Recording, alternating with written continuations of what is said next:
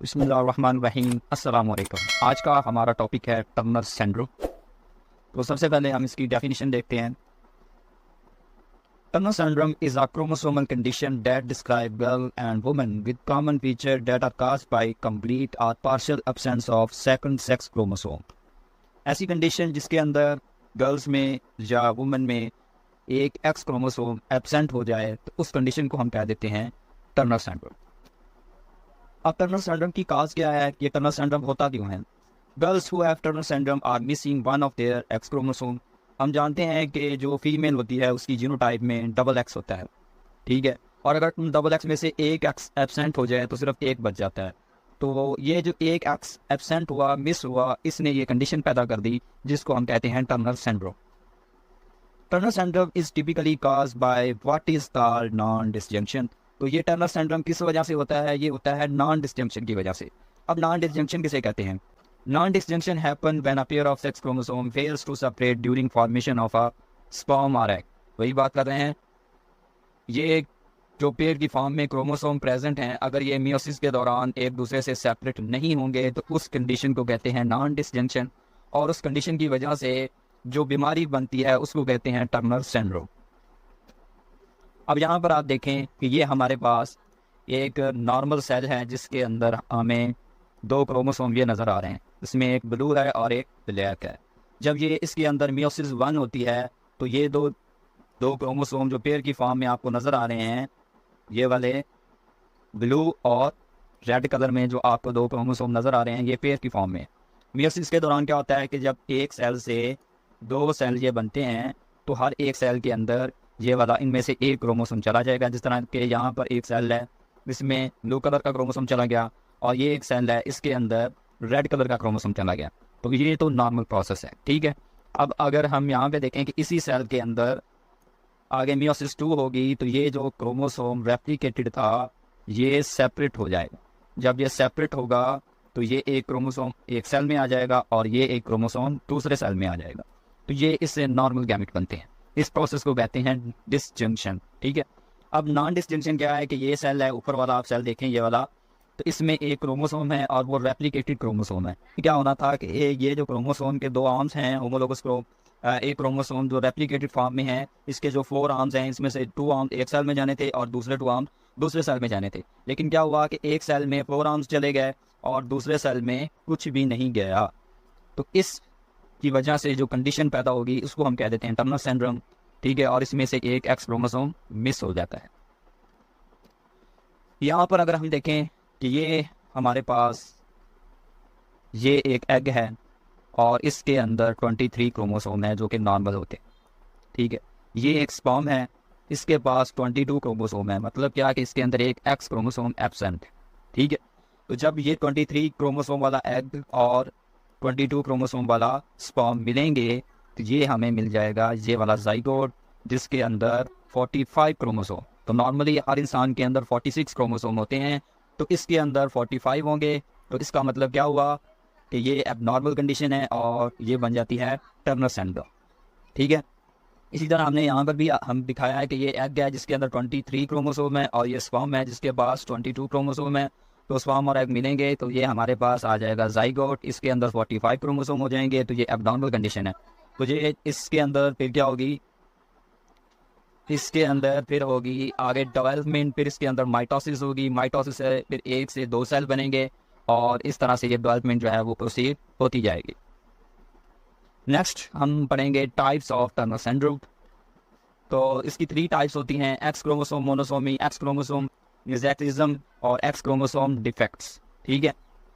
तो सबसे पहले हम पढ़ते हैं मोनोसोमी एक्स क्रोमोसोम। इसमें क्या होता है, 50% of individual with Turner syndrome have monosomy x, which means each cell in the individual body has only one copy of the X chromosome instead of the usual 2 sex chromosome।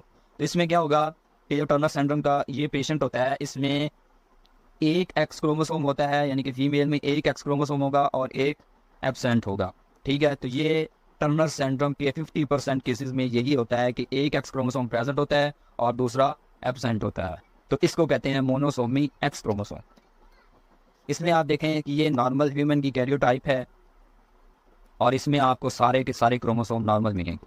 और ये Turner syndrome की karyotype है। इसमें आप देखें कि last पे जो फीमेल के अंदर डबल एक्स होना था, वहाँ पर क्या हमें एक एक्स क्रोमोसोम नज़र आ रहा है।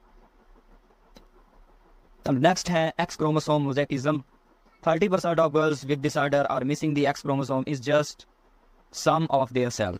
तो ऐसी फीमेल के जो केसेस हैं वो 30% देखे गए हैं टर्नर सिंड्रोम में, जिसमें क्या होता है कि 30% फीमेल के अंदर कुछ ऐसे सेल्स होते हैं जिसके अंदर एक एक्स क्रोमोसोम होता है और बाकी सेल्स के अंदर नॉर्मली डबल एक्स क्रोमोसोम होता है। तो इसलिए इसको कहते हैं एक्स क्रोमोसोम मोज़ेकिज्म, के कुछ बॉडी के कुछ सेल के अंदर नॉर्मल एक्स क्रोमोसोम 46 होते हैं और कुछ सेल के अंदर 45 क्रोमोसोम होते हैं। तो ये जो कुछ सेल के अंदर 45 क्रोमोसोम होते हैं ये भी टर्नर सिंड्रोम की सिम्टम शो करते हैं, लेकिन उसकी जो क्या कहने हैं कि जो असर है वो बहुत ज़्यादा कम दिखाई देता है। इस mix chromosome pattern is known as Turner mosaic. तो इस प्रोसेस को क्या कहते हैं? Turner mosaic. Girls with this pattern may have few symptoms because they still have some normal cells। तो मैंने भी कहा कि कुछ सेल के अंदर ये नॉर्मल एक्स क्रोमोसोम होते हैं और कुछ सेल के अंदर अब नॉर्मल होता है, यानी कि उसके अंदर एक एक्स क्रोमोसोम मिस होता है। ठीक है। Normal fertilize egg, normal mitosis, x chromosome loss from developing embryo. अब ये जो कंडीशन है ये कब पैदा होती है? ये उस वक्त पैदा होती है जब एम्ब्रियो डेवलप कर रहा होता है। ठीक है, तो उस वक्त ये कंडीशन नॉर्मल नहीं होती, लेकिन फर्टिलाइजेशन जब होती है तब दोनों सेल ही नॉर्मल होते हैं। यहाँ पर आप देखें कि ये हमारे पास एक नॉर्मल एग है और जिसके पास क्या है? डबल एक्स कंप्लीट है। अब इसके अंदर माइटोसिस होगी, माइटोसिस में ये normal cell normal chromosome number आएगा।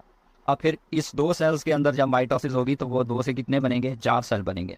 उनमें से 3 सेल्स के पास एक्स क्रोमोसोम होता है और जो एक सेल होगा उसके पास एक्स क्रोमोसोम के दरमियान डिस्टेंस बढ़ने लग जाता है।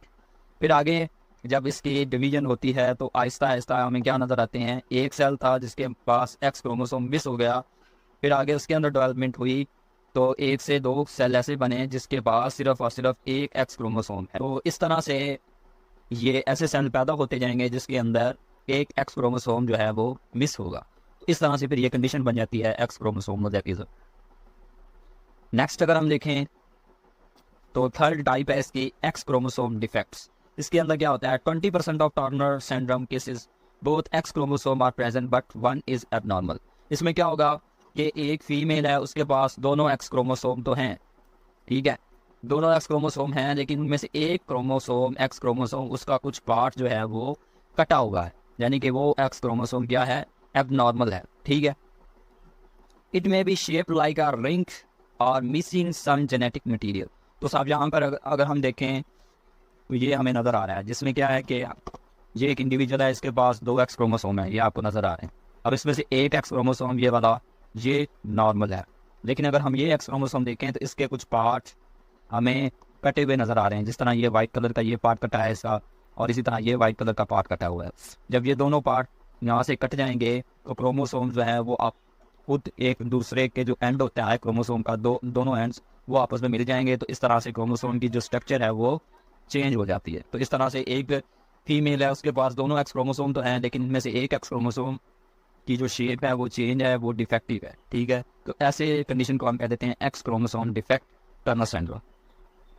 नेक्स्ट अगर हम इसकी सिम्टम्स की बात करें तो सबसे पहले जो इसकी सिम्टम्स आ जाती हैं वो है शॉर्ट स्टेचर, यानी कि ऐसे इंडिविजुअल जिनकी जो हाइट है वो छोटी होती है। ठीक है। नेक्स्ट है ovary does not produce sex chromosome. तो ऐसे इंडिविजुअल के अंदर ओवरी नॉन फंक्शनल होती है, जो फंक्शन नॉर्मल फीमेल के अंदर ओवरी कर रही होती है वो टर्नर सिंड्रोम में वो वाले फंक्शन नहीं हो रहे होते। Have problem with math, primary skill and fine finger movement. तो ऐसे इंडिविजुअल का जो ब्रेन का डेवलपमेंट है वो भी अब नॉर्मल होती है, ब्रेन रिटार्डेड होता है, यानी कि सही तरह से फंक्शन वो नहीं कर पाता। Extra fold of skin on neck, neck के ऊपर इसकी जो बहुत ज़्यादा फोल्ड नज़र आते हैं हमें। इसी तरह नेक्स्ट है ब्रॉड चेस्ट, इसकी जो चेस्ट होती है वो बहुत ज़्यादा ब्रॉड होती है। ठीक है। नेक्स्ट अगर हम देखें तो puffiness and swelling of hands, जो इसके हाथ होते हैं वो बहुत ज़्यादा स्वेल हुए होते हैं और उसमें कपार सी होती है। ठीक। ऑस्टियोपोरोसिस, तो ऐसे बच्चों के अंदर जो हड्डियों की बीमारी है कि हड्डियाँ इसमें कमज़ोर हो जाती हैं। क्यों कमज़ोर होती हैं? क्योंकि इसके अंदर एस्ट्रोजन नाम का एक हार्मोन है जो फीमेल के अंदर पैदा होता है, अगर उसकी कमी हो जाए तो फीमेल की हड्डियां जो हैं वो कमज़ोर होने लगती हैं, उसके अंदर सुराख होने लगते हैं, तो उस कंडीशन को कहते हैं ऑस्टियोपोरोसिस। नेक्स्ट अगर हम इसकी डायग्नोसिस की बात करें तो टर्नर सिंड्रोम में be diagnose during pregnancy with chorionic wellness sampling और एमनियोसेंटेसिस। तो ये दो मेथड हैं जिसके ज़रिए से हम प्रेगनेंसी के दौरान किसी भी बच्चे के अंदर टर्नर सिंड्रोम फाइंड कर सकते हैं।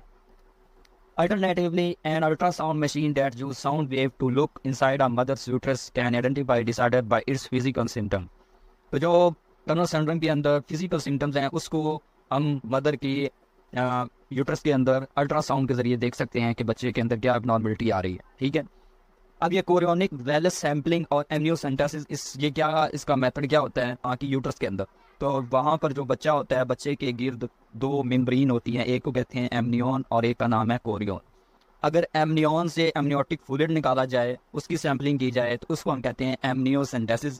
ठीक है, उसको हम कह देते हैं एमनियोसेंटेसिस। और अगर कोरियन जो मेम्ब्रेन है उसका पार्ट, उसका सैंपल निकाला जाए तो उसको हम कह देते हैं कोरियोनिक विलस सैम्पलिंग। ठीक है, नेक्स्ट अगर हम इसकी ट्रीटमेंट की बात करते हैं तो the best way to treat disorder is hormone replacement therapy. Main चीज़ यही है, जो टर्नर सिंड्रोम है इसके अंदर फीमेल के जो हार्मोन्स होते हैं, फीमेल कैरेक्टर को जो शो करने वाले हार्मोन्स होते हैं, उनकी कमी हो जाती है। तो उस हार्मोन को इंजेक्ट करना बॉडी के अंदर या उस ऐसा इलाज करना जिससे वो हार्मोन उसकी बॉडी के अंदर बनने लग जाए, तो इसको हम कह देते हैं hormone replacement therapy. Hormone replacement therapy is usually started at the time और नॉर्मल प्यूबर्टी अराउंड 12 ईयर्स।